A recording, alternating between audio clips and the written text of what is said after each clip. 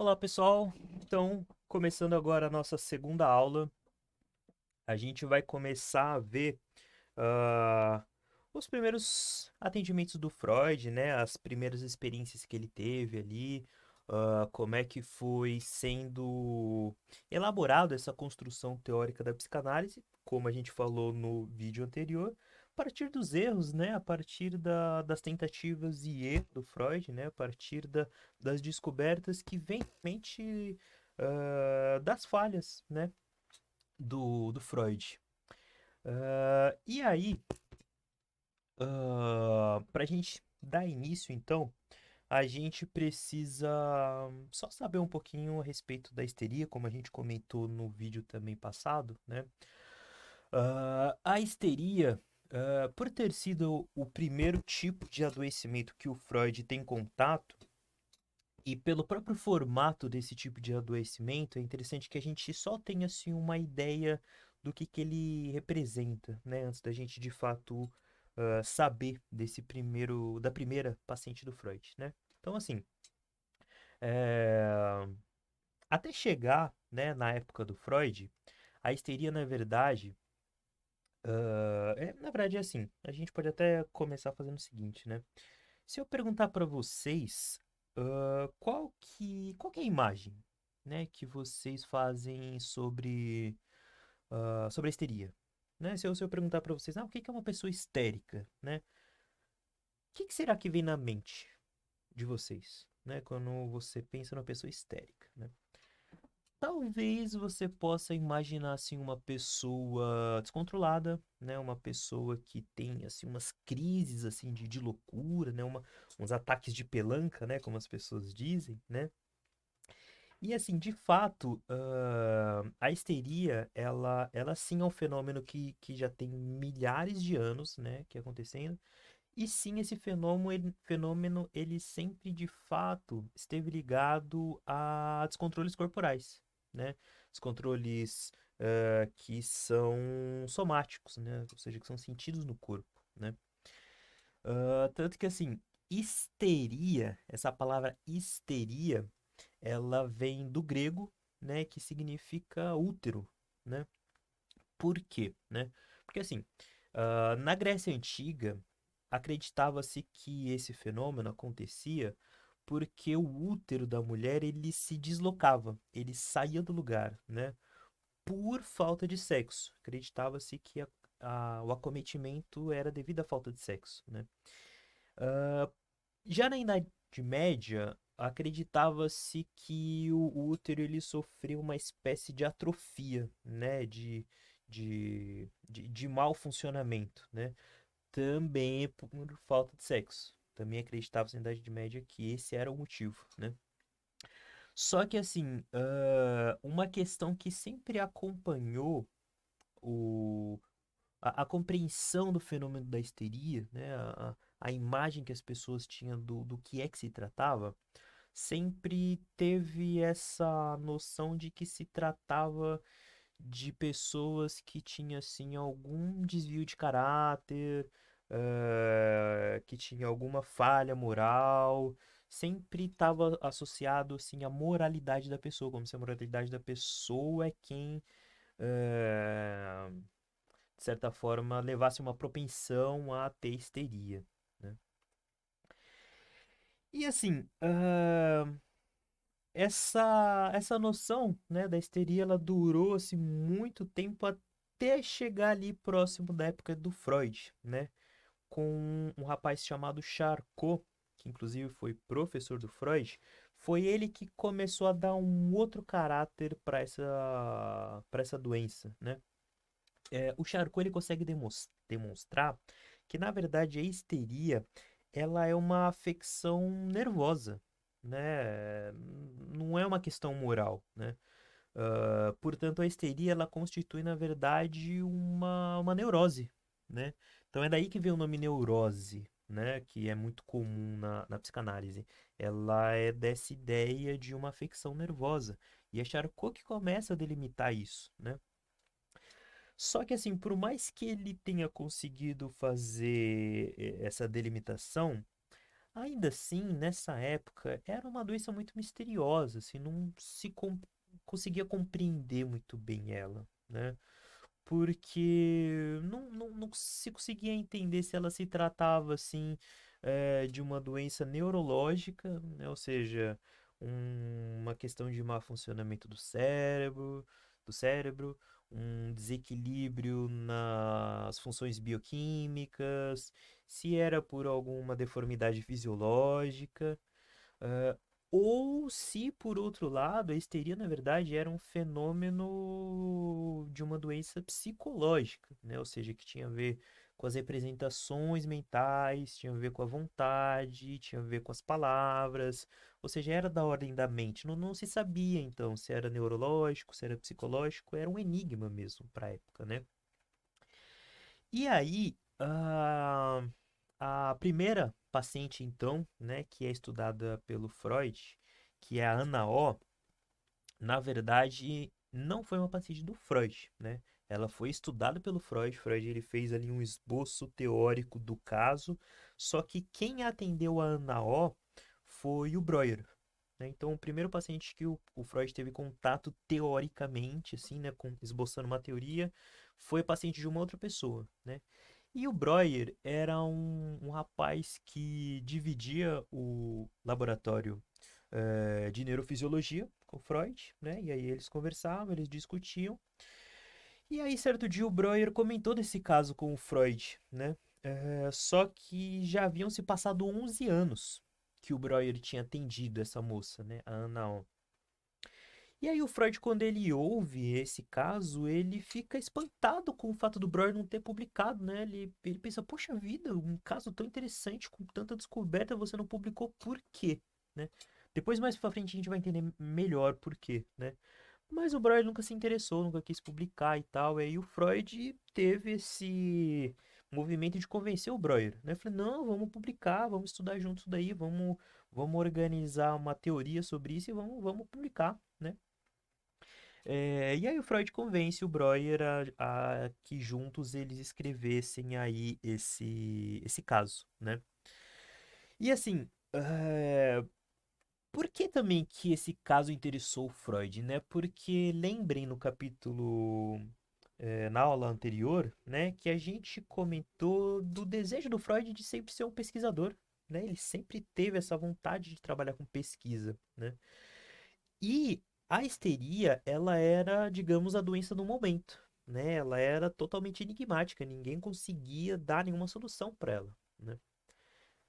Então, se o Freud conseguisse elaborasse uma teoria para lidar com essa incógnita, ele ganharia um respaldo científico, né? Ele ganharia ali uma, um prestígio, né? Então, esse acabou sendo um dos motivos do Freud se interessar tanto por pesquisar e por conseguir elaborar ali, junto com o Breuer, algumas teorias a respeito, né?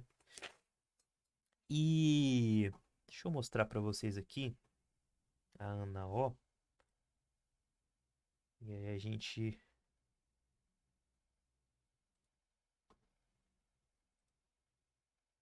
discute algumas coisas importantes sobre ela. Então, essa é a Ana O, né? Ela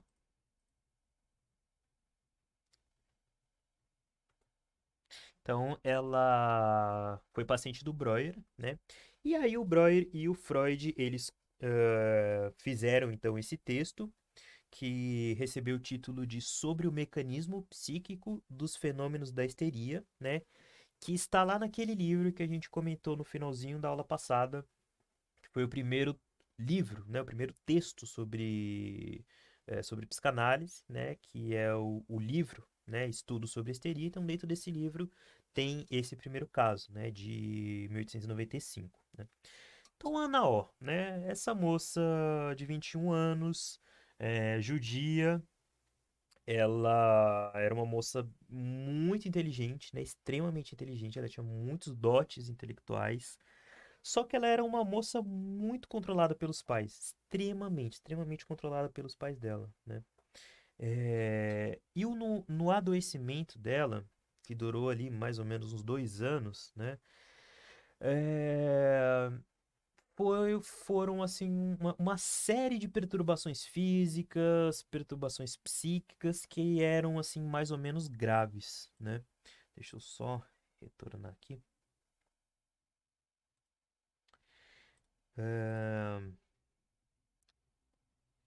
Só para a gente ter então uma noção, né, do quadro um pouco da Ana O, porque assim, a histeria, uma das características da histeria é que os sintomas delas são muito variados, muito, muito. Então, de uma paciente para outra, pode mudar muito assim o perfil, né, dos sintomas. E não só são variados, como eles costumam ser muitos, né, muitos sintomas. Então, só para a gente ter uma ideia, por exemplo, a Ana O, os sintomas físicos que ela tinha, né? Ela tinha dores no corpo, ela tinha estrabismo, ela tinha regiões do corpo que tinha troca de sensibilidade, então tinha região que tinha pouca sensibilidade, tinha região que tinha mais sensibilidade.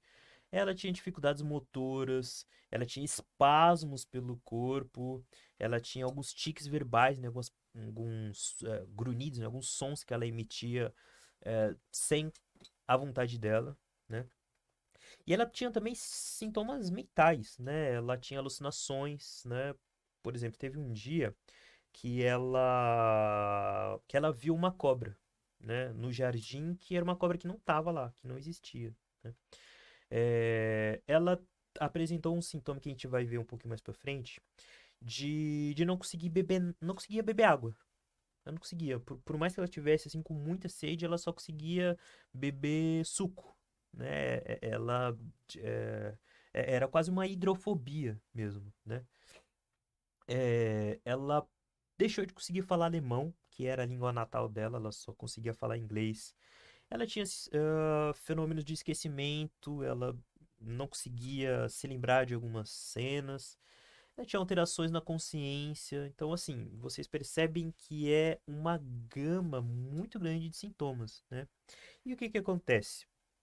Nesse quadro dela, no estado de vigília, quando ela estava acordada, quando o Breuer perguntava para ela quando que começou, em que momento teve origem, né? Quando que foi o ponto de início de cada um desses sintomas, ela não conseguia lembrar, ela não conseguia associar a nada, ela não conseguia associar nenhuma causa da vida dela no estado de vigília, acordada, né?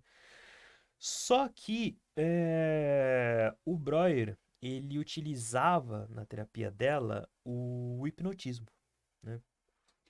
Então, assim, só pra gente analisar um pouquinho o hipnotismo, porque é um ponto muito, muito, muito crucial, fundamental para o início da psicanálise, né? Porque assim,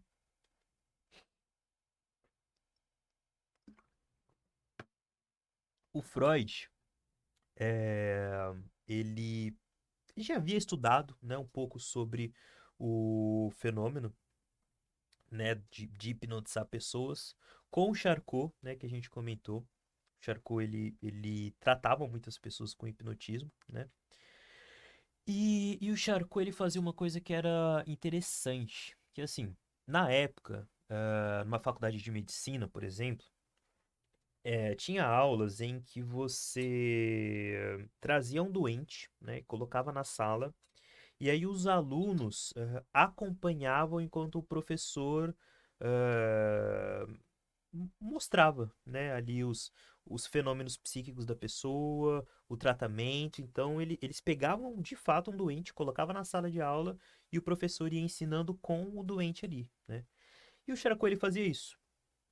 E ele fazia isso com o hipnotismo, né? Então, o que que ele fazia? Ele trazia lá uma moça com histeria e ele aplicava o hipnotismo na pessoa, ele hipnotizava ela. E aí no hipnotismo, ele falava, ó, você não vai mais ter os sintomas. E quando a pessoa acordava do transe, ela tinha melhorado, 100%, não tinha nenhum sintoma mais, né? Então ele retirava os sintomas com a hipnose, né? E além de retirar, ele pegava uma pessoa que não tinha histeria, colocava na hipnose e ele conseguia implantar os fenômenos do hipnotismo naquela pessoa, né? Então ele falava, ó, a partir de agora você tem histeria. E a pessoa começava a apresentar os sintomas da histeria, né? Então, assim, é, percebia-se, né, que a hipnose ela conseguia ter um efeito, né, profundo, né, nesse fenômeno da histeria, só que ainda assim era um mistério porque esses fenômenos da histeria elas não eram explicadas assim por nenhuma conexão nervosa, por nada na fisiologia da pessoa que desse conta de explicar isso, né? E assim, vamos, vamos compreender ah, por que que a hipnose é importante para esse início da psicanálise, né? Porque assim, primeiro, né, o que que é o fenômeno, né, do hipnotismo? Antes de mais nada, é um estado alterado de consciência, né? Então, assim, é um estado de um rebaixamento da razão, né? É um estado em que a vigília ela está rebaixada, né? A pessoa está totalmente relaxada. E se a gente tem esse estado alterado da consciência, significa que um outro estado de consciência está presente, né? Um outro estado de consciência está manifestado ali. E a gente já pode até começar a pensar, então, que outro estado é esse que está manifestado? A segunda consciência, né? Como eles chamavam na época, né? Porque se tratava já da inconsciência, né? Mas eles não chamavam ainda de inconsciente, eles chamavam de segunda consciência, né? Então, olha que interessante, vamos pensar em um exemplo da hipnose. Percebam que interessante. Se eu pego uma pessoa, hipnotizo ela e passo algumas instruções para ela, né? Por exemplo, ó, quando, quando você acordar, você não vai mais fumar. Então a gente faz isso com fumante, né? Fala, ó, você vai parar de fumar quando sair do transe, tá? Essas são as instruções. Então a gente hipnotiza a pessoa e faz isso. E a gente pergunta para a pessoa: você entendeu quais são as instruções? E a pessoa responde em transe, né? Em hipnose. Sim, entendi. Beleza. No segundo momento, então, a pessoa acorda do transe, né? A pessoa está normal, está consciente, está em estado de vigília. E aí, a gente pergunta para a pessoa: você se lembra das instruções que eu passei para você? E a pessoa diz: não, não lembro. Que instruções que você passou para mim? Então, no estado consciente, a pessoa não lembra de instrução nenhuma. E aí a gente volta a colocar a pessoa em transe. A gente volta a hipnotizar a pessoa, né? E a gente pergunta de novo para a pessoa: então, você lembra das instruções que eu tinha te passado quando você estava hipnotizada? E a pessoa responde: me lembro, né? Então, olha que interessante aí, né? O que que a gente pode deduzir disso? Que existem conteúdos, existem informações, existem dados no nosso psiquismo que estão em um outro estado de consciência, que estão em uma segunda consciência, como eles chamavam naquela época, né? Porque percebam, as instruções que foram dadas não foram perdidas, né? A pessoa não se esqueceu, não perdeu isso. Tava lá, só que ela só acessava aquilo durante a hipnose, durante o fenômeno de hipnose. Percebem a questão começando a entrar em cena aí? Então, assim, já se tratava aí, né, de uma manifestação da inconsciência, né? Eles, nesse tratamento, na utilização da hipnose, já se utilizava, já se trabalhava, já se atuava com a inconsciência. Só que ainda não se tinha uma compreensão sobre ela, né? Não ainda tinha uma teoria formalizada, uma estrutura do funcionamento dessa segunda consciência e da primeira, como é que atuava uma diante da outra, né? Mas o fenômeno já estava ali, né?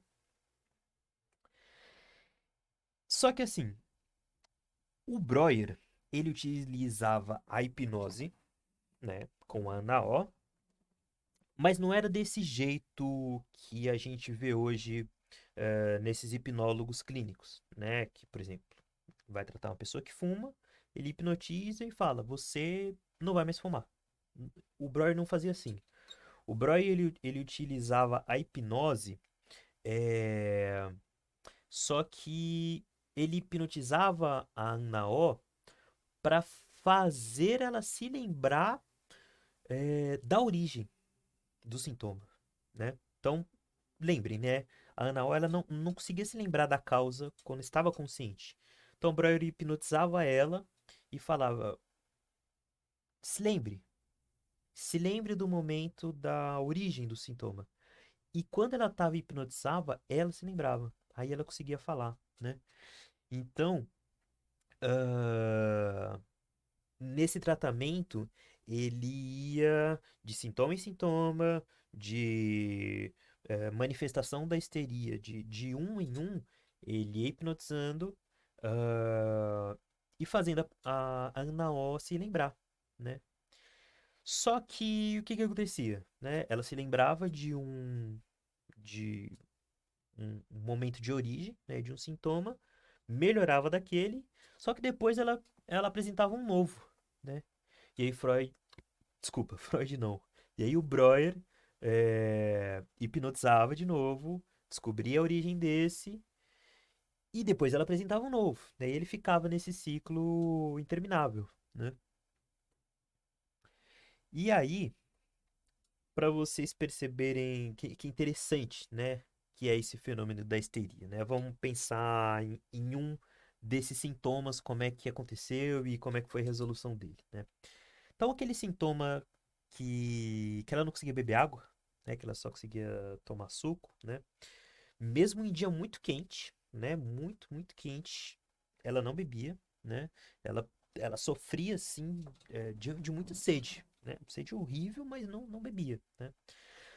É, tem até um trecho, né, que o Freud ele descreve, né, junto com o Breuer. Tomava na mão um cobiçado copo d'água, mas assim que tocava com os lábios, repelia, como uma hidrófoba. Ou seja, ela conseguia até encostar, mas é como se ela tivesse nojo da água, né, nojo de beber água, né? E o que que aconteceu com a Ana O, né? Antes, né, deles começarem a investigar. A Ana O, em um determinado dia, ela viu um colega de quarto dela, que estava com o cachorrinho, né, dela. Ela viu esse cachorrinho da colega beber água no copo que ela usava, né? E aí, na hora, ela viu aquela cena, ficou com nojo, né? Ficou com raiva, ficou furiosa com a colega de quarto dela. Só que para ela não se indispor, né? Para ela não criar ali um conflito, ela não fez nada, né? E ela esqueceu, né? Ela esqueceu dessa cena, né? E aí o que que acontece? Ah, depois de um tempo, né? O Breuer hipnotiza. E aí, durante a hipnose, ela volta a sentir aquela fúria, né? Ela volta a sentir aquele nojo, né? Daquele momento, né? E aí, logo em seguida, ela consegue beber água. E aí, ela bebe muita e muita e muita, muita, muita água, né? Então, qual que é a questão? Teve o evento, né? Que ela sentiu toda essa carga afetiva de raiva, toda essa carga afetiva de nojo e guardou aquilo, né? Ela não pôs pra fora, ela guardou.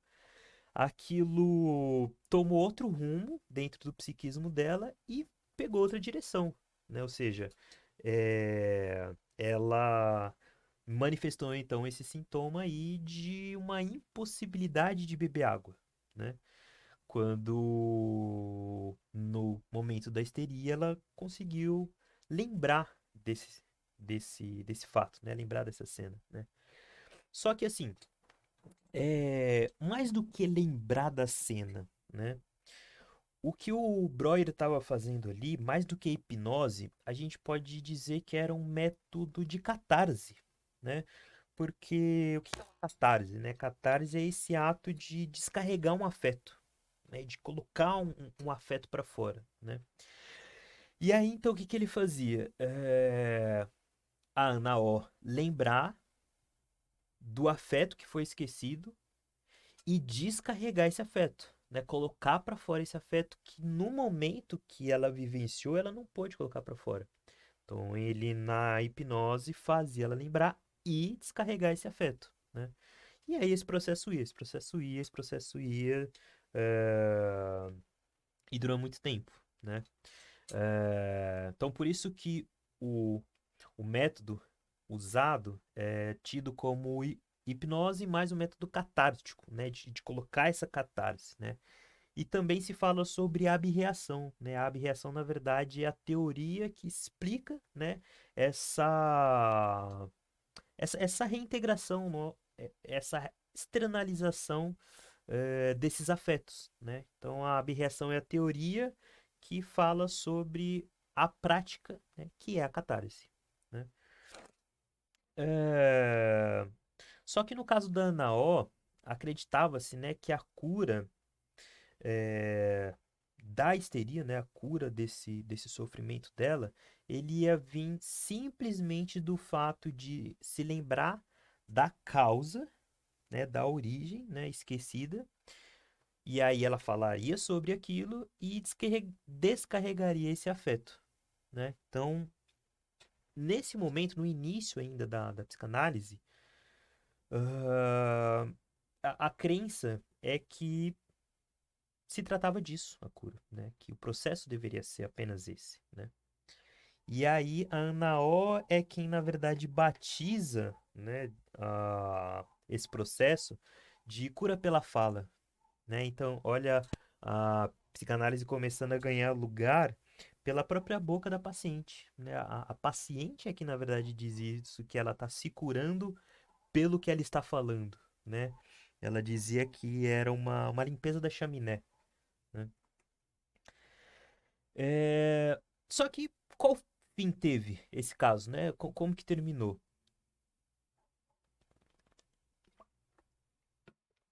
A mulher do Breuer, ela tinha muitos ciúmes da Anaó, muitos ciúmes, né?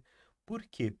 Porque o Breuer, ele falava muito dela, ele falava o tempo todo da Anaó, falava o tempo todo, né? Porque, na verdade, era um caso, de fato, muito interessante para ele, né? Era um caso que estava ali gerando muitas descobertas para um fenômeno, para uma doença que era doença da época, né? Então, o Breuer estava entusiasmado com aquele caso, né?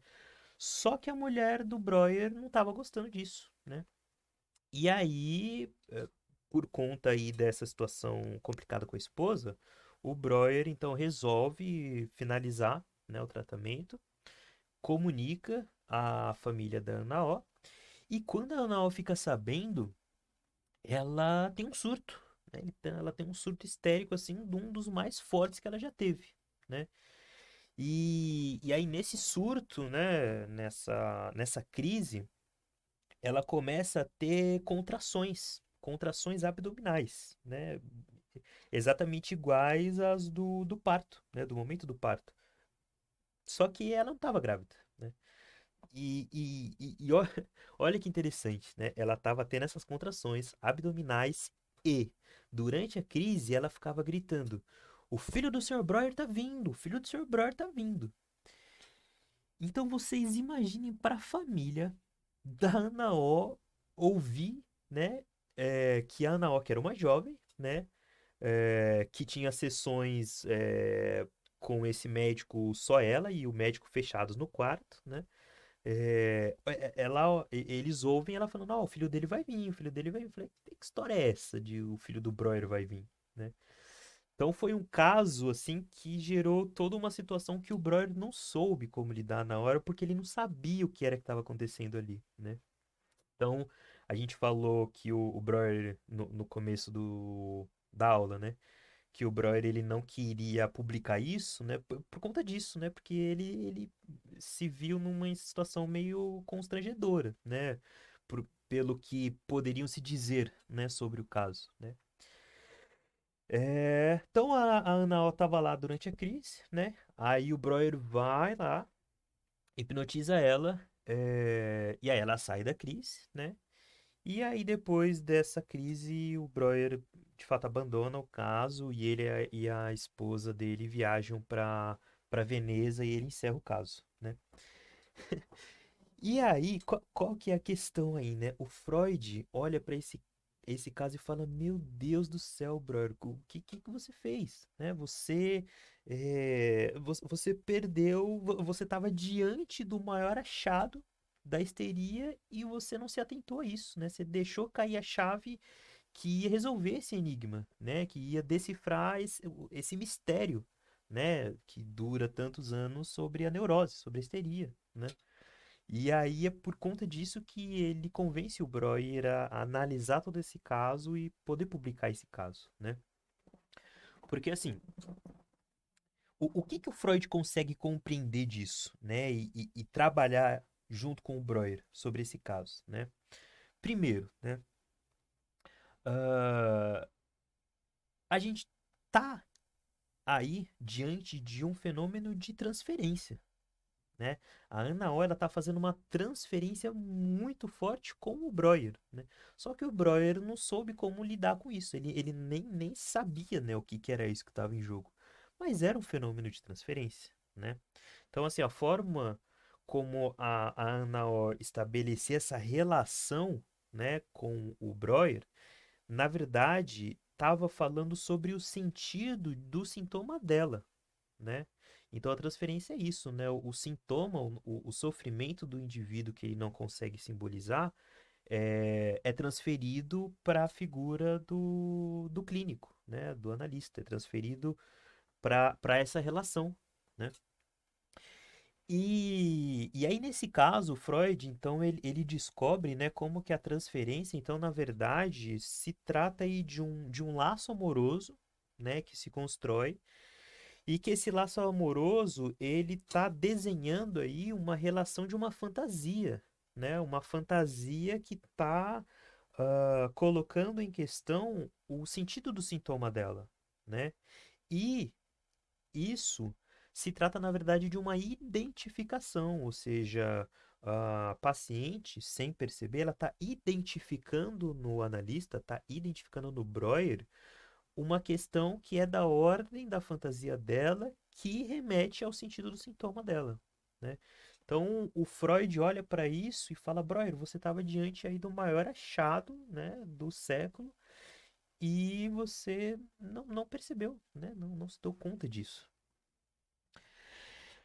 É, Então, assim, o que a gente percebe mais ainda, né, sobre esse caso, sobre o que acontecia nesse fenômeno da histeria, né?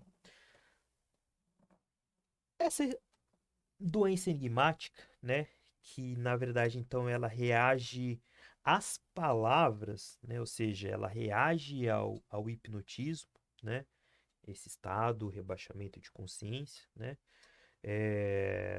reage às palavras por quê, né? Porque lembre, o Breuer ele simula a histeria em alguém que não tem e ele cura a histeria em alguém que tem, né?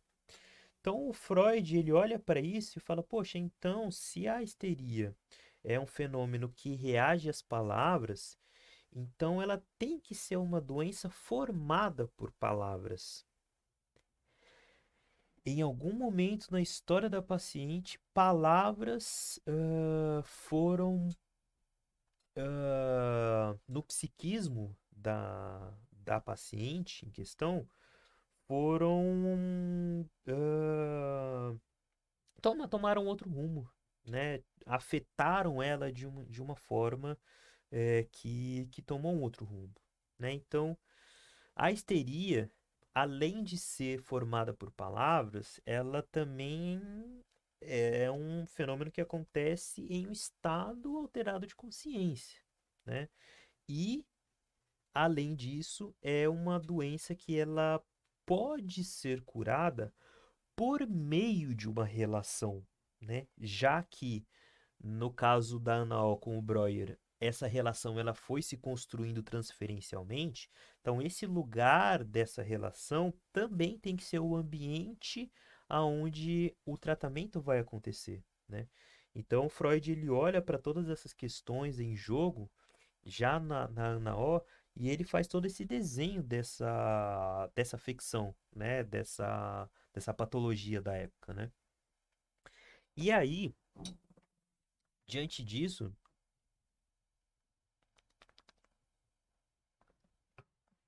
a gente percebe uma mudança total de paradigma, né? O que antes era uma doença que tinha a ver com uma ordem moral da pessoa, agora, com o caso da Ana O, a percebe-se, né, que existe um sentido por trás do sintoma, né? Ele não é aleatório, né? O sintoma ele não vem do nada, né? Esse sintoma ele tem uma lógica, ele tem uma estrutura, né? Uma estrutura que foi formado por palavras, né? E o sintoma ele tem uma relação de significado com a sua causa, né? Então, aquilo que causou aquele sintoma, ele ganha uma forma sintomática, né? Como se fosse um símbolo mesmo, né? É, Só que nesse livro, né, nesse texto, o Breuer e o Freud, eles discordavam, assim, de alguns pontos sobre a histeria, né? O Breuer, ele via a histeria de uma forma e o Freud, ele via de outra, né? Para o Breuer, alguns afetos ficavam retidos no psiquismo da pessoa, né? E criavam aí uma dissociação da consciência, né? Uma divisão da consciência, né? Já o Freud, ele acreditava que isso que causava essa dissociação da consciência poderiam ser também ideias, emoções e afetos, só que de natureza sexual, né? Para o Freud sempre era de ordem sexual essas ideias que ficaram retidas. Para o Breuer, não, né? E assim, ah, aí daqui para frente eles concordam, né? Então essa dissociação da consciência é, faz com que o afeto se separe do conteúdo, né? E aí esse conteúdo ele se liga a uma outra forma de expressão, né? Como a gente viu no caso da Anal não conseguir beber água, né? E aí isso vai criar então uma segunda consciência, né? E é essa segunda consciência que vai estar retido, que vai estar guardado o afeto, né? A situação que não foi bem simbolizada, né? Só que aí eles voltam a discordar de algumas coisas, né? Pro Breuer, algumas pessoas, elas tinham, assim, uma predisposição a ter essa divisão da consciência, né? Algumas pessoas, elas estavam mais propensas a isso, né?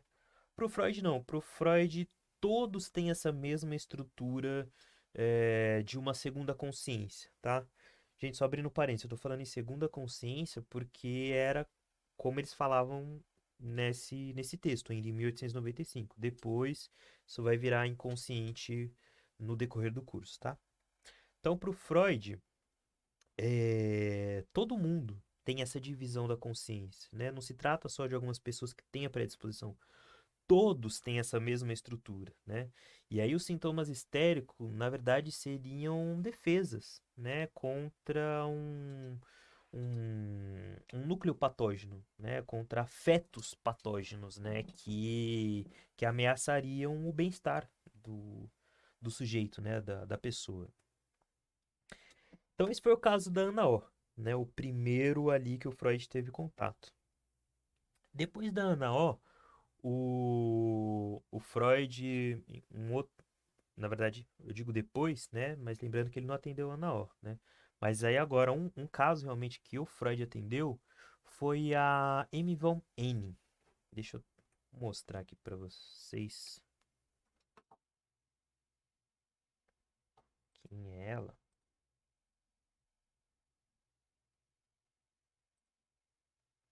Então essa é a Ana O, né? E essa aqui é Amy Von N. Então, a Amy Von N, né, ela tinha 40 anos, né, quando ela começou a passar ali com o Freud. Ah, ela, ela casou com um homem, né, mais velho do que ela, e depois de um tempo ele veio a falecer, né? Só que aí os parentes dessa moça, eles acreditavam que ela é que tinha envenenado o marido para ela poder ficar com a herança dele, né? E aí a Ivone, ela começou a apresentar um quadro de adoecimento, né? Então ela tinha ali um estado de ansiedade permanente, né? Que não passava, né? Ela tinha, assim, um certo estado de inquietude, assim, sempre que ela tomava um susto, né? Então quando ela tomava um susto, ela começava a ter, assim, um ataque de nervos, né? Ela não podia se assustar que ela tinha esse estado de crise, né? E ela também tinha alguns tiques verbais, né? Alguns grunhidos que ela dizia sem conseguir controlar, né? E aí, deixa eu só abrir aqui. E aí, essa paciente, ela trouxe, assim, alguma mudança, né? Na forma como o Freud atuava no tratamento ali, né? Uma transformação no tratamento do Freud com os pacientes, né? Por quê?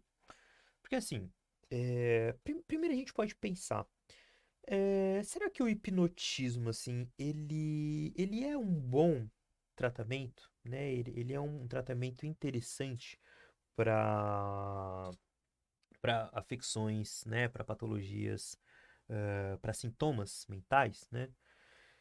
ah, para o Freud, né? Primeiro a gente precisa saber que o Freud ele não conseguia hipnotizar muito bem as pessoas, né? Ele sempre tentava, mas ele tinha muita dificuldade, né? Ele não conseguia hipnotizar 100%, né? Tinha pacientes que ele hipnotizava mais ou menos, a pessoa ficava mais ou menos hipnotizada, tinha pacientes que ele nem conseguia hipnotizar, né? Então, ele sempre teve muita dificuldade, por mais que ele se deslumbrava com esse fenômeno, ele achava muito interessante, ele não conseguia exercer mesmo, né, o ato da hipnose, né?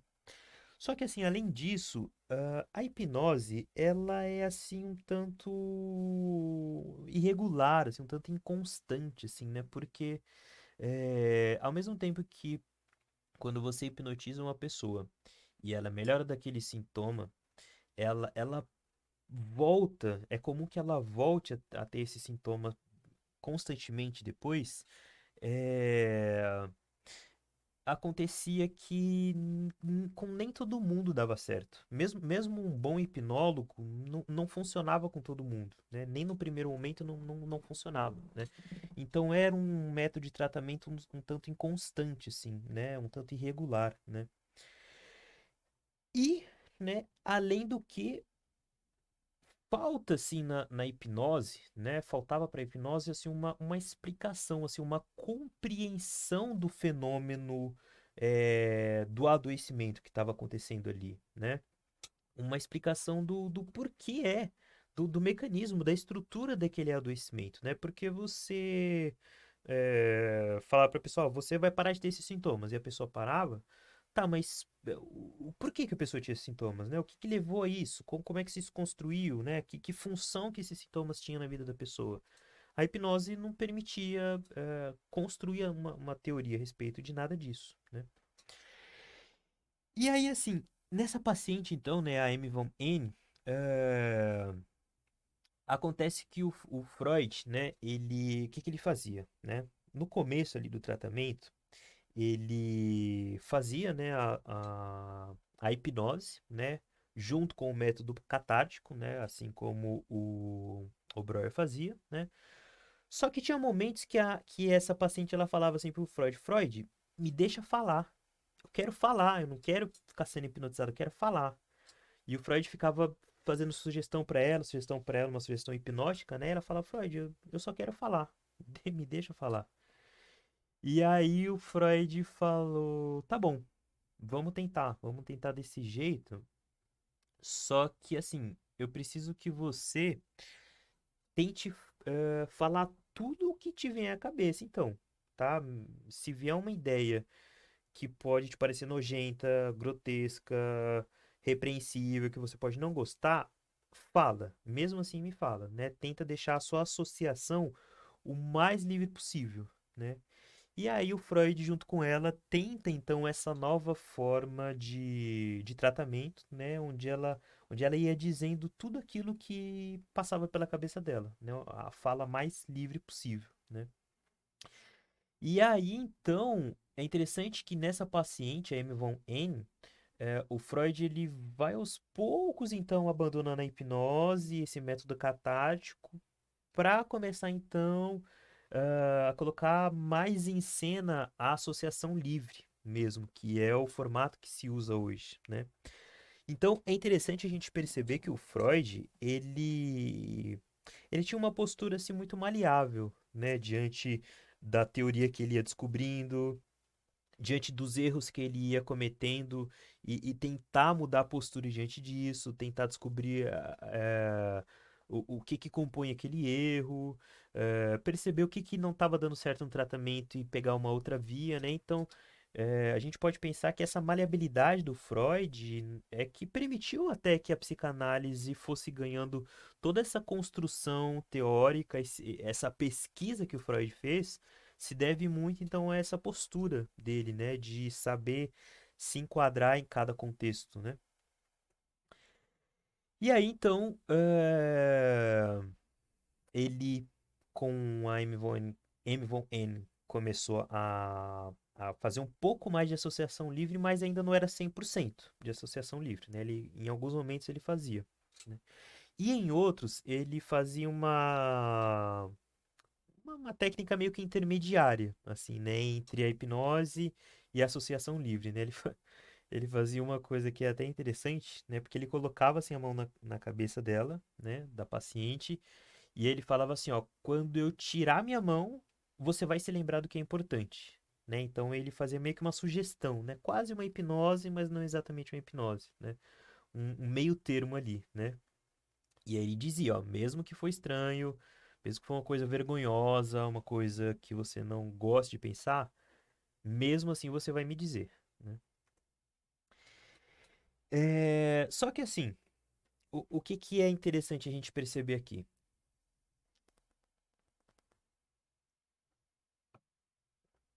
Até aqui, ah, o método, né, ainda se tratava, né, de relembrar um evento traumático, né? A ideia era se lembrar qual foi, qual foi o evento que fez o sintoma ter origem, né? Só que, se a gente for parar para pensar, nesse novo método, a resistência da pessoa, ela começa a ter um outro lugar, assim, no tratamento, né? Porque a hipnose, ela contorna a resistência da pessoa, né? A pessoa, ela não quer falar sobre aquilo, ou ela não consegue, ou ela tem essa dificuldade, ela simplesmente não se lembra.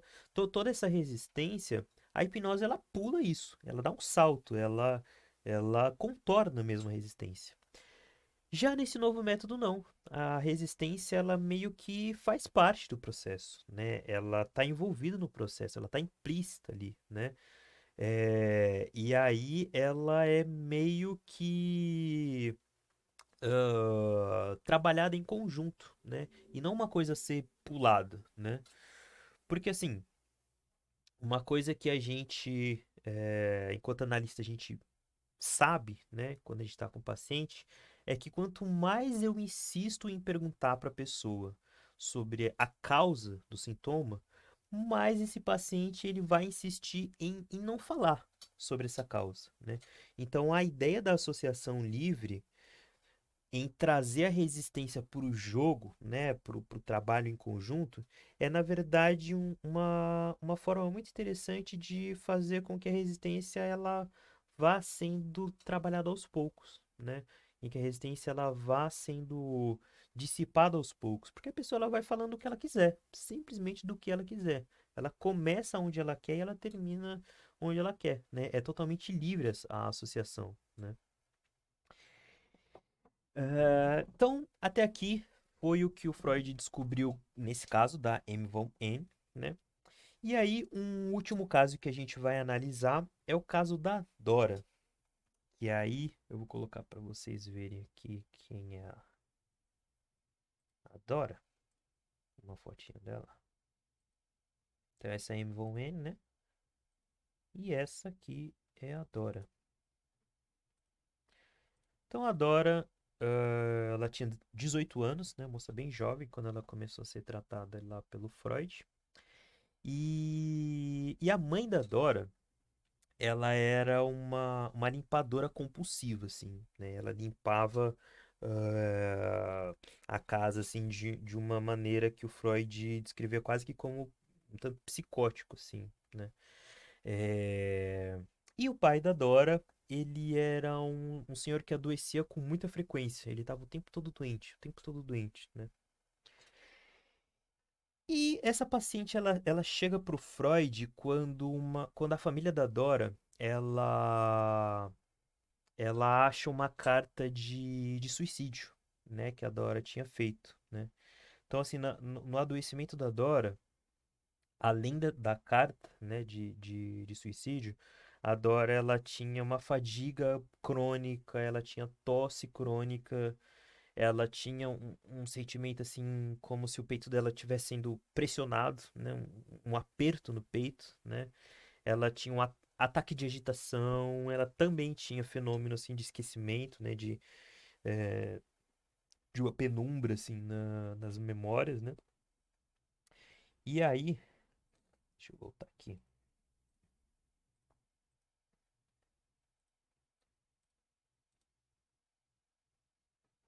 E aí, o caso dela é um caso interessante porque assim, o pai da Dora, ele tem um caso com uma outra mulher, né? Que inclusive era a cuidadora dele enquanto ele estava doente, né? É, E o marido dessa mulher, ele permite, né? Ele meio que ele faz vista grossa, assim, né? Para traição da esposa com o pai da Dora, né?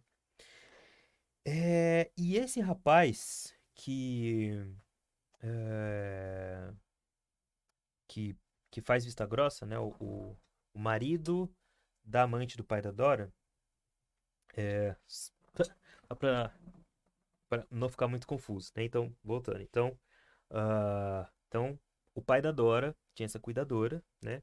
E aí essa cuidadora começa a ter um relacionamento amoroso e o marido dela, ele, é, segundo a Dora, ele tinha algumas investidas assim com a Dora, né? Ele assediava ela quando ela era criança, né? Ele tentava assim alguns atos sexuais mesmo assim com ela. E a Dora fez essa associação, né? Ela pensou, poxa, talvez seja por isso que ele eh, tá permitindo, né, que meu pai tenha essas relações com a mulher dele, né? Por causa dessas coisas que ele fez comigo quando eu era mais nova, e aí é como se fosse um fazendo vista grossa pro outro, né? Só que assim, como que a Dora lidou com isso, né? Como é que a Dora vivenciou essas situações, né? A Dora, nesses momentos, então, teve, assim, muitos afetos que ela não conseguiu simbolizar, né? Que ela não conseguiu dar um caráter para eles, né? Então, assim, esses assédios, né, que ela sofria dele, ela não conseguia dar um sentido para isso. Meio que se tornou um enigma, assim, para ela, né? Porque em um momento da vida, assim, que a criança, né, ela não tem condição de simbolizar aquilo, né, de entender o que está acontecendo, ela não sabe dizer se aquilo é prazeroso ou se é desprazeroso. É uma coisa intensa demais, né? Então com a Dora aconteceu a mesma coisa, né? Ela via todo esse sentimento nesse grau de intensidade e ela não sabia o que fazer com aquilo, né? O que eu faço com isso que eu estou sentindo, né? Além do fato de que isso envolvia também o pai dela, né? Porque é como se ela denunciasse ele, o rapaz que estava assediando ela, o pai dela também poderia sofrer com isso, por quê? Porque um estava fazendo vista grossa pro outro, né? Então, se ela denuncia um, automaticamente o outro também vai ser denunciado por conta do desenrolar aí da situação, né? Então, todos esses sentimentos, todos esses afetos, tudo isso a Dora não estava sabendo como lidar com isso, né? Ela não estava conseguindo simbolizar isso, dar um caráter para isso, né? A gente pode dizer que é uma ambivalência até, né? Um grau de ambivalência profundo em relação aos sentimentos dela, e que essa ambivalência, então, ela se manifesta na forma como ela se sente em relação ao pai, na forma como ela se sente em relação a esse assediador, né? Tanto que quando a Dora tá mais velha, ela sai num encontro com esse homem, né, que assediou ela. Ela vai num encontro de barco, num lago e tal, né? Então era uma situação ambivalente para ela, né? Ela não conseguia dar uma definição para aquilo, né? E aí, o que que é interessante a gente saber, né? Que nesse momento, como já era um caso já um pouco mais que tinha acontecido já um pouco depois da Amy Von N, o Freud ele já tinha adaptado um pouco mais a técnica psicanalítica, né? Então, com a Dora, esse novo formato de análise já era um formato de associação livre, né? A Dora ela já falava livremente, né?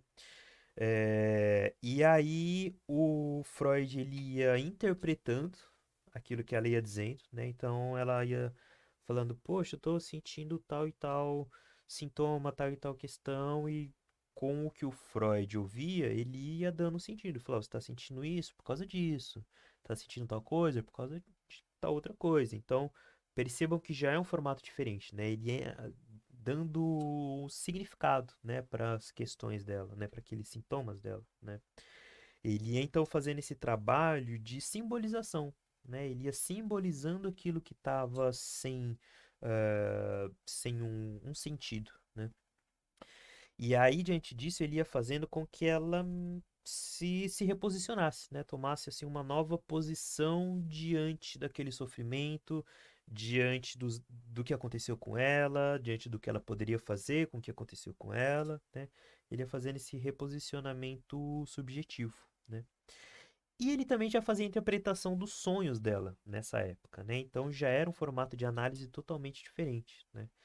Então, assim, alguns exemplos de interpretação que ele fazia com a Dora, ele perguntava para ela sobre a questão, assim, do quanto que a forma como ela estava sofrendo não tinha a ver com a forma como ela lidava com o que havia acontecido com ela. Então, é como se ele desse a ela um tanto de responsabilidade do que ela poderia fazer dali para frente com aquilo, né? Ele também interpretava no sentido de deixar a questão do quanto que os sintomas dela eram manifestações, ele verbalizava isso para ela, falou, "Ó, o que você está sentindo são manifestações simbólicas dos conflitos que você está vivendo. E a gente precisa ir eh, compreendendo que manifestação simbólica é essa, o que que ela está simbolizando, né? Então, eram tipos aí de intervenção que ele ia fazendo durante a associação dela, né? Então, percebam que já é um formato totalmente diferente, né? E o que que o Freud aprende, né, com a Dora? Esse é o ponto-chave desse caso. Com a Dora, o Freud aprende o manejo da transferência, né? Ele aprende, ele percebe como é importante o manejo da transferência, né? Porque assim, até aqui a transferência era um fenômeno que poderia acontecer, né? Podia se manifestar ali na sessão, só que ainda não era tido como uma questão central da análise até aqui. Não era uma coisa fundamental se trabalhar com isso, né?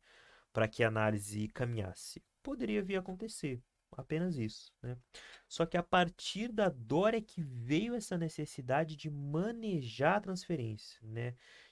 De saber como lidar com a transferência e com a contra-transferência, né? Com aquilo que a gente sente do que vem de transferência pra gente, né? Então, assim, por mais que o Freud tenha essa compreensão ali da transferência em jogo, né? O que se apresenta nesse caso é que ele ainda está elaborando a questão de como que eu uso essa transferência a favor da análise, né? Como é que eu faço uso dela para que a análise possa seguir, né, adiante. E aí, assim, é, como era então, né, a transferência que estava acontecendo ali na sessão, né, com a Dora? Ah, a transferência, primeiro em relação à maneira como Dora se portava com Freud, né, ou seja, a relação dela com Freud, né? É, para Dora, o Freud, ele meio que substituía o pai dela na imaginação dela, né? Uma coisa que o Freud ele percebeu, né? Então, por exemplo, a Dora, ela buscava assim o tempo todo ver se o Freud estava sendo sincero, né? Ela buscava assim uma sinceridade dele o tempo todo, o tempo todo, o tempo todo. E aí a gente faz uma ponte, né? Porque o pai dela, ele guardava segredos da Dora, né? Ele tinha ali vários segredos que ele ficava escondendo, né? Então, percebam a coisa ganhando forma aí na transferência, né? Além disso, a Dora, ela verbalizava mesmo, né? Essa transferência, né? No sentido de que ela comparava o Freud com o pai dela, né? E e ela desacreditava muito, assim, de algumas interpretações que o Freud fazia, né? Então, às vezes o Freud interpretava uma coisa e ela desacreditava. Aí ele fazia uma outra interpretação e ela não dava muito valor para aquilo, né? Então, esse era o desenho ali dessa relação dela com o Freud, né? É, Só que a transferência, ela também, além de aparecer na relação, ela também pode aparecer nos sonhos, né? Então, como que era a transferência em jogo nos sonhos da Dora? A Dora, ela tinha sonho, às vezes, com incêndios, né? Com casas pegando fogo. E tinha vezes que ela, ao acordar, depois que ela acordava, ela sentia, assim, um cheiro de fumaça, né? E aí, qual que é a interpretação que o Freud faz aí, né? Tanto o pai da Dora quanto o Freud, eles eram fumantes, eles fumavam muito, né? Então, e o rapaz que assediava também, que é o Sr. K, né? Só para dar nome aí. Então, o Freud, esse rapaz que assediava ela, que é o Sr. K, e o pai da Dora, os três fumavam muito, né? Então, para o Freud, isso se manifestou também no sonho dela ali, né? Então, assim, o que que a gente percebe, né? Que a transferência, de novo, né? A transferência, ela é uma atualização dos conflitos de fantasia, e da vida amorosa da pessoa, do paciente, né? E isso está presente tanto em formas de amor, como em formas de ódio, quanto em formas ambivalentes, né? Nessa cena transferencial aí, né? Só que como que o Freud lidou com isso? O que que o Freud fez com essa transferência ali em jogo, né? É,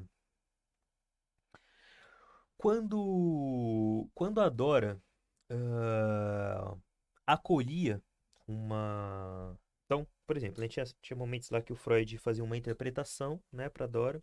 Quando ela acolhia, quando ela falava, ah, verdade, faz sentido e tal, ele, ele elogiava a Dora, né? Ele elogiava como ela era esperta, né? Ele elogiava a esperteza dela. E ele se sentia muito bem, Freud, né? Então, assim, quando ele fazia essa interpretação e, e ela acolhia e ele elogiava, a gente percebe que o Freud ele tá colocando ela num lugar de filha, né? Só que aí é uma filha que dá orgulho, né? Mas, por outro lado, tinham situações em que o Freud fazia uma interpretação e a Dora discordava, né? Ela negava o sentido que o Freud dava. O Freud ele fala, nossa, essa é uma menina mimada, né? Ou seja, ele também está colocando ela no lugar de filha, só que agora é uma filha que dá trabalho, né? Não uma filha que dá orgulho, né? O que é isso que a gente está apresentando aqui? A contratransferência do Freud para Dora. Ou seja, o que é a contratransferência?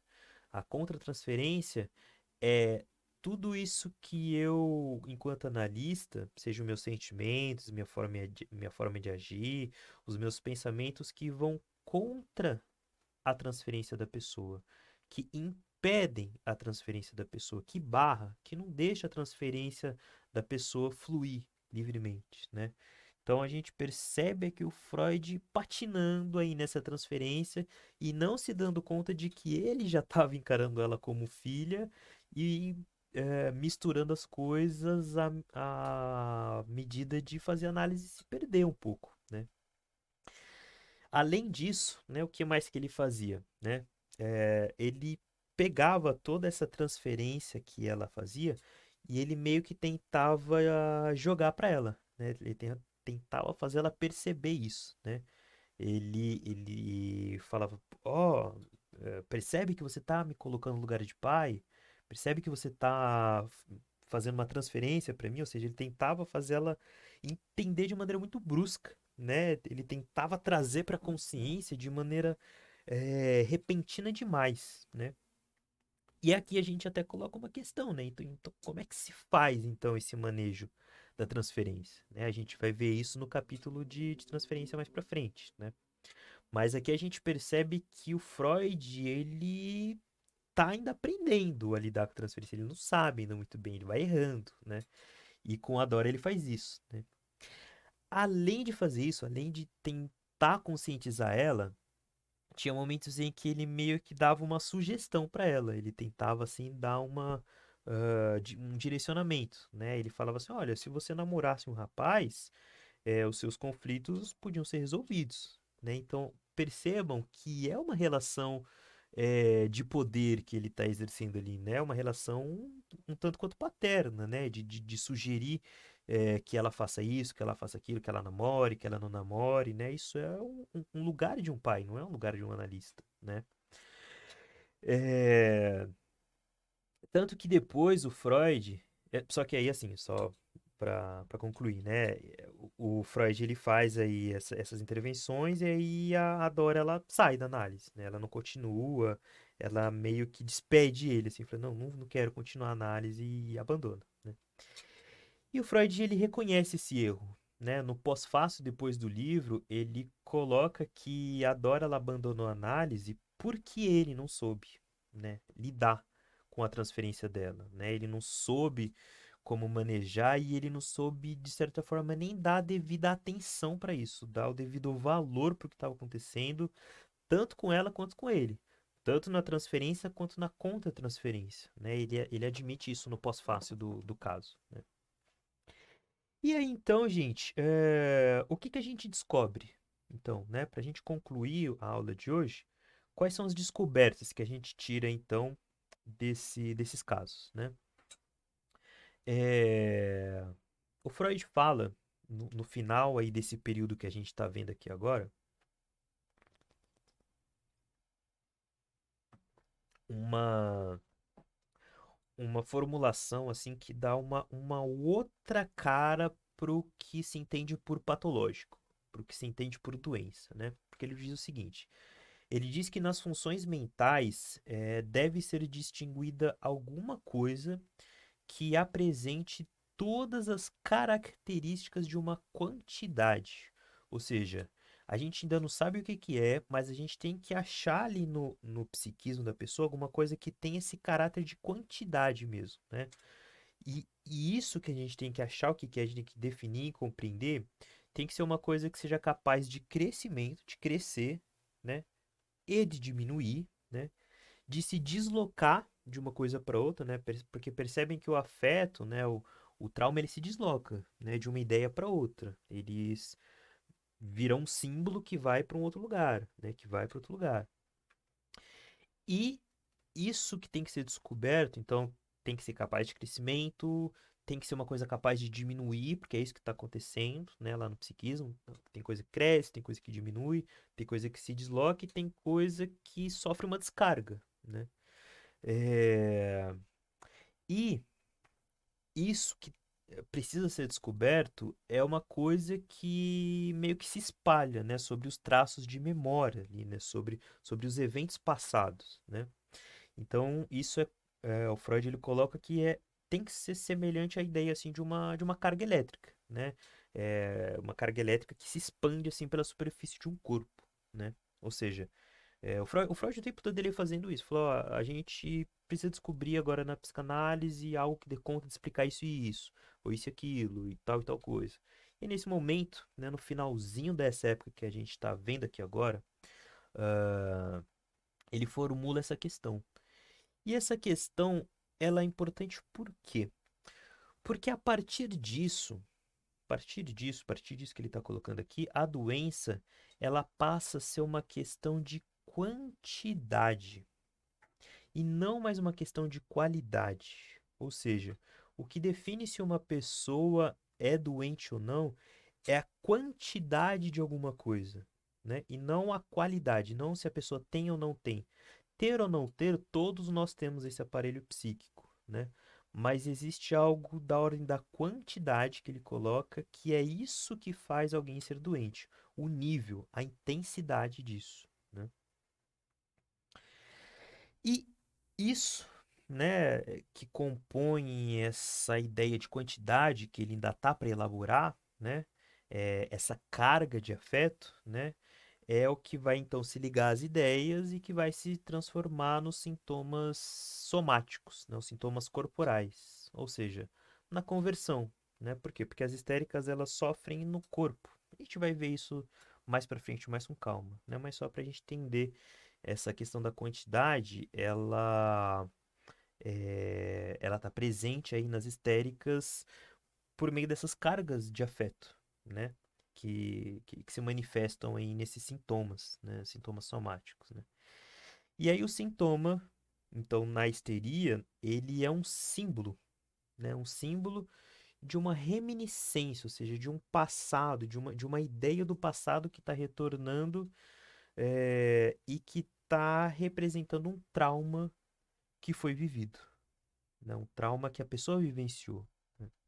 Tanto que um dos jargões dessa época é que a histeria, que as histéricas elas sofrem de reminiscência, né? Reminiscência é esse retorno aí dessas lembranças, né? E aí a gente tem aqui então uma mudança no formato da terapia, né? Por quê? Porque se até aqui a gente tinha um método catártico, né, que foi mudando aí para o método psicanalítico, né, nessa mudança a gente percebe uma nova concepção aí de terapia surgindo, né, que vai levar em conta o quê? Primeiro, a resistência, né? Então a resistência é uma coisa que ela precisa ser respeitada, né? Precisa ser compreendida, precisa ser estudada, né? Precisa fazer parte do processo, né? Porque a hipnose não faz isso, a hipnose ela pula a resistência, né? Segundo, defesa, ou seja, a resistência ela é uma das defesas, né? A defesa, então essas defesas que a pessoa faz para não se lembrar, para não conseguir falar de alguma coisa. Isso é uma defesa para quê? É uma questão, né? Mas mesmo que não se saiba para quê, se existe uma defesa, É porque ela não está ali à toa, né? Se o psiquismo está se defendendo de alguma coisa, é porque isso tem uma função, né? Então, a técnica psicanalítica tem que ser cada vez mais ética em respeitar a defesa daquele sujeito, né? E a terceira coisa que é levada em conta nesse novo método é que esses fenômenos se tratam de uma conversão, ou seja, é, esse sintoma, ele é a transformação de alguma outra coisa, é alguma coisa anterior que foi convertido nesse símbolo, né? Nesse tipo de sofrimento, né? E aí o que que acontece? Método de associação livre, ele respeita então essas existências, né?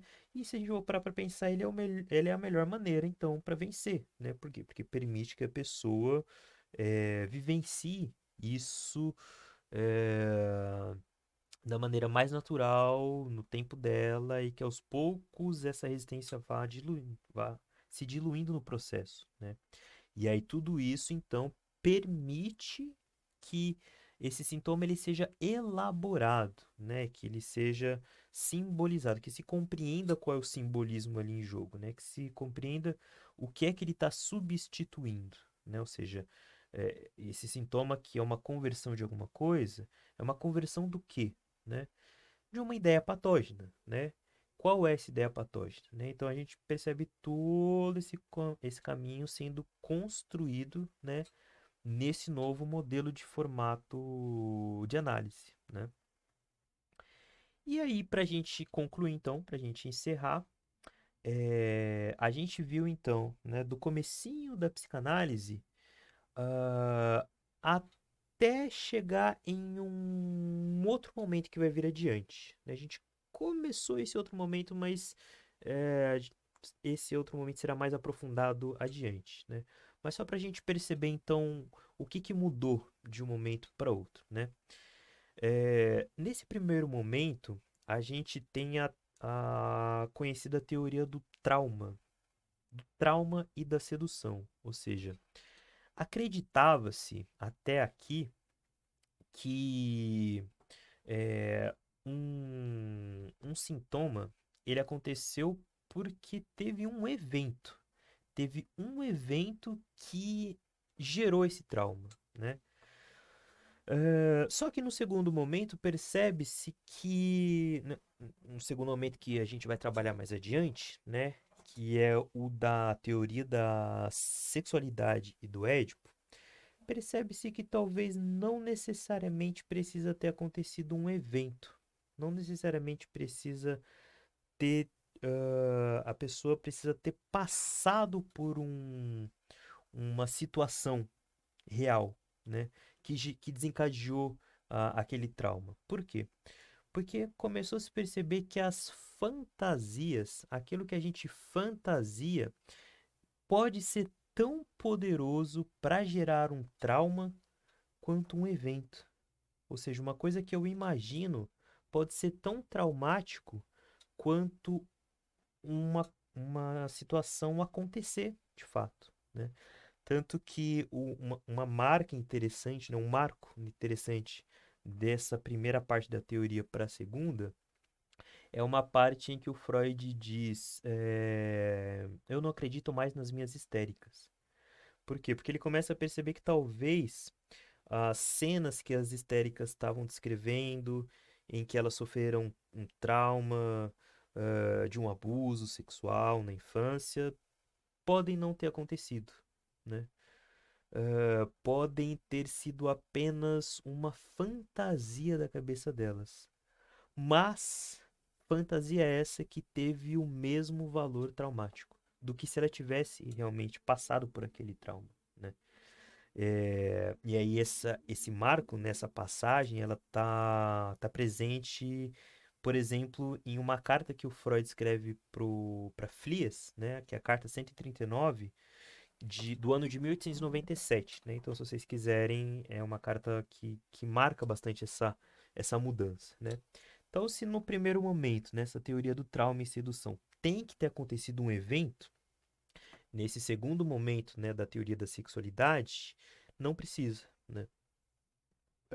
nesse segundo momento, só uma fantasia já basta para que aconteça esse trauma, né?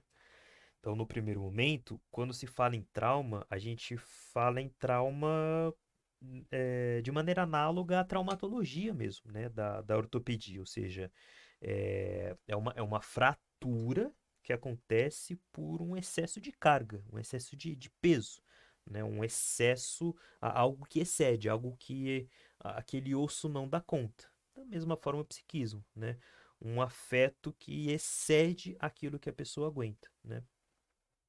Só que nessa segunda teoria do trauma, desculpa, nessa segunda teoria que o Freud começa a elaborar, a questão que está em jogo é que, na verdade, no psiquismo, não existe assim uma distinção tão grande entre fantasia e realidade. Para o psiquismo, fantasia e realidade se misturam, né? Não há uma distinção clara, né? E aí, então, o que marca, né, essa primeira teoria que a gente estudou até aqui é, então, a busca, né, por esses primeiros traumas, que, na verdade, nos primeiros casos se tratavam, então, de traumas de ordem de um abuso sexual, né? É, essa cena, né, da criança que sofre, assim, uma cena é, de um caráter violento, assim, de ordem sexual, né? Mas depois percebe que esse caráter violento pode se tratar apenas de uma fantasia mesmo, né? Uma fantasia traumática de ordem sexual, né? A criança, mesmo que ela só escute os pais tendo relação, ou elas, ou ela escute, ela tente imaginar o que que é aquilo, né? Um ato de violência, é uma agressão que está acontecendo ali, é uma coisa hostil. Só as fantasias que elas estão criando para dar conta de explicar aquilo que ela está ouvindo, que ela está imaginando, isso por si só já pode ser traumático. Ela não precisa ter sofrido um abuso, né? Isso já excede essa carga do que a criança suporta, né? Gente, então é isso, né? Então aqui a gente finaliza essa segunda aula, começando, né, a colocar em questão o que que vai acontecer então nessa segunda teoria, né?